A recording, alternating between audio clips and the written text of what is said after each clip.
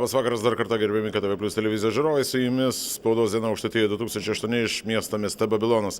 Na ir pristatau dargi vieną mūsų pašnekovą, tai yra amžinai jauna ir vis dar lietuvi, partijos Jaunoji Lietuva pirmininką, Kauno vicemeras Stanislavą Paškevičių. Labas vakaras. Labas vakaras, galiu čia laba naktis. Na, dar vis Po vakaras. 10:20. Aš galvoju, kadangi tai šiandien vis tiek savaitgalis, tai paprastai tai savaitgalį naktis prasideda po 12. Ai, savaitgalį viskas susimaišo. Na, kaip į Kaunas gyvena? Kaunas ir toliau randasi prie Nemuno ir Neries santakos. Ir ten Nevėžis kažkur netoli Kauno. Taip, bet jeigu Kaunas su Panevėžiu sudarytų dvimiestį, tai aš manau, kad mes gyventume labai gerai. Kauniečiai ir panevėžiečiai. O kodėl ne su Vilnium? Taigi, na, jau pradėjot jūs ten visai derintis, aš kiek atsimenu, gerbiamas Zuokas čia derinasi su buvusiu. Jeigu taip atvirai, pagal dvasią, tai panevėžiečiai ir kauniečiai yra artimesni negu kauniečiai ir vilniečiai, bet to reikia pasakyti, kad Panevėžio merginos yra pačios gražiausios Lietuvoje. O, tai čia visai gerai, o aš galiu pasakyti, reiškia, ką davė Kaunas iš tikrųjų. Lietuvai Kaunas davė Rytį Ciciną, Kaunas davė, reiškia, tuos lievus treningus, kuriuos panevėžiečiai nešioja ir būdavo siūdami šančiuose ar kur ten kažkur ir dar kurių kitokių dalykų. Taip, kažkada tai net atsimenu, Panevėžiai Kauno priemiesčių vadino. Taip, bet už tai Panevėžys padovanojo Lietuvai tulpinius. Na, tai prie daktarų tulpiniai nėra ko lyginti. Gerai, Stanislavai, gerai, pasijuokėm iš tikrųjų. Na, Kaune irgi. Kalba, kas tik tai domisi, reiškia, dalykais visą laiką. Tai bus ar nebus Nemuno Saloje arena. Ir štai, na, vartydamas internetą, radau tokį įdomų tokį, reiškia, Kauno tarybos narę, Kęstučio Mikėno pasakymą. Reiškia, jei jau tualetų klausimas išspręsti per sudėtingas, tai apie miesto ateities projektų gyvendinimą kauniečiams su tokiais specialistais nėra ko įsvajoti. Čia yra apie tualetus prie Kauno pilies. Tai pasakyk man štai tokį dalyką. Tai arena, kiek supratau, bent jau Kirkilas šiandien sakė, pradėsit statyti, tai tos problemos su tualetais išsprendėt. Na, tualetų problema už tualetus, viešosius tualetus Kaune atsakingi liberalai. Tačiau ne arenoje laimė, ne geras oras atneša laimę, netgi ne šeimoje laimė, bet ilgai iškentėjus nueiti į tualetą. Na, iš tikrųjų, taip pat tokių pakalbėjimų matyti, prikabinus lenteles, padėkokite vienai ar kitai sąjungai už galimybę laiku ir vietoje nueiti, tikriausiai balsų susirinktum. Be abejo. Stanislavai, iš tikrųjų, na, pats dalyvauji vienam tokiam ir šokių projektą. Teko dalyvauti. Daugelis lietuvaičių gal tave ir prisiminė tik tai iš šokių projekto, kad dar esi gyvas. Kur buvai dingęs kurį laiką? Na, tikrai šokiai buvo puikus projektas, tik tai aš netikėjau, kad taip išvargins, bet maloniai išvargino. Graži partnerė, kai graži partnerė, labai malonu šokti. Na, taip sakant, tam kaip ten su Romanovu, reiškia, santykiai. Visokių čia kalbų, reiškia, po to laimėjimo buvo. Netgi Valinsko garsusis pasakymas apie Buratiną ten. Ne, tai tikriausia, niekas Lietuvoje net neabejoja, kad geriausias sportinių šokių šokėjas yra Romanovas.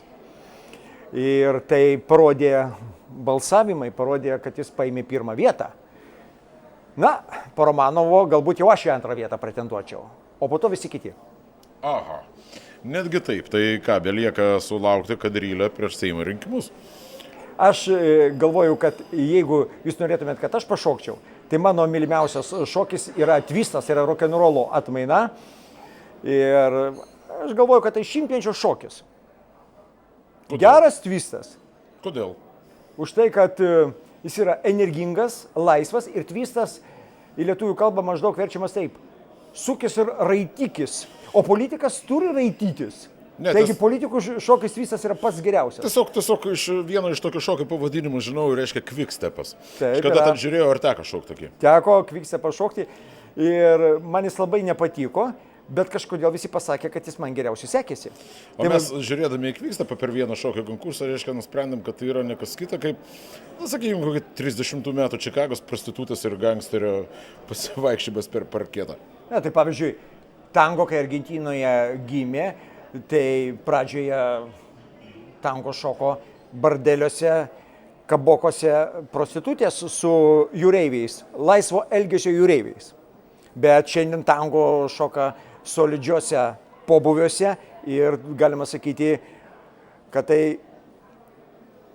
elitinis šokis. Sakykime, na, elitinis, aristokratinis šokis. Na, Stanislavai iš tikrųjų yra toks dalykas. Esi galbūt netgi vienintelis Lietuvoje vicemeras reklamoje nusifilmavęs lovoje.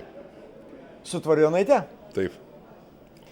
Aš nežinau, aš ėjau pro šalį ir kažkas man pasiūlė.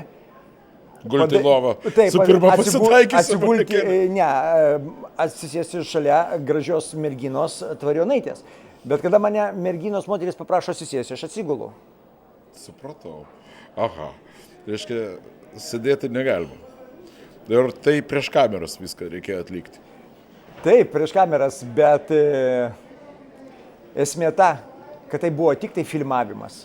O kaip sureagavo iš tikrųjų kiti politikai? Na, sakykime, atėjai kitą dieną į Kauno savivaldybę, savo kabinetą, reiškia, ir kokia reakcija? Mane svarstė etikos komisija, kadangi etikos komisijos moteriškės labai pavydėjo, kad ne jos tenais buvo vietoj Tvarijonaitės. O tie vyrai, kurie pavydėjo, jie labai pavydėjo, kad ne jie buvo vietoj manęs.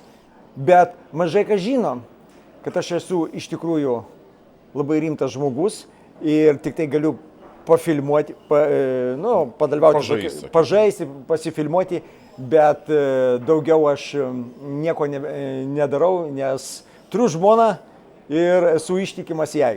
Ar sunku būti vicemeru? Vis tiek judrus visą laiką, na, aš kiek atsimenu patį, tai nepriklausomybės, sakykime, pradžios, reiškia, kovų gatviai, visą laiką, na, kaip sakoma, ant bačkos su vėliava darai kažką. Ar sunku dabar sėdėti, reiškia, toj, na, vietoj tokioj. Tai nėra lengva, bet verkšlenančių šiais laikais niekas nemėgsta. Ir pats nemėgsti verkšlenti? Ne, nemėgstu. Ir nesakai, kad valdžia bloga? Kartais mes visi pakeiksnuojame visus ir save, ir aplinkui, kas tik yra, bet aš galvoju, kad žmogus bet kokiose sąlygose turi, kad ir kokios, tarkim, būtų blogos, kad ir kokia be būtų padėtis negera, reikia turėti tikėjimą ir viltį. Nes vis tiek gyveni vieną kartą ir jeigu tu būsi paniuręs, suirzęs, tu būsi nemalonus niekam ir galų gale pats savo būsi nemalonus. Kai dėkui Stanislavai už apsilankymą ir už atkentėjimą, reiškia, tiek laiko iki mūsų pokalbio. Ačiū Jums, kad pakvietėte į laidą ir visoms Panevėžio moterims ir merginoms siunčiu linkėjimų, na ir bučiuoju jas. Kągi, tai buvo Kauno vicemeras, partijos Jaunoji Lietuva pirmininkas Stanislavas Buškevičius. Likite ir toliau su KTV Plius televizija. Čia laida Spaudos diena Aukštaitijoje 2008 iš miesto mieste Babilonas.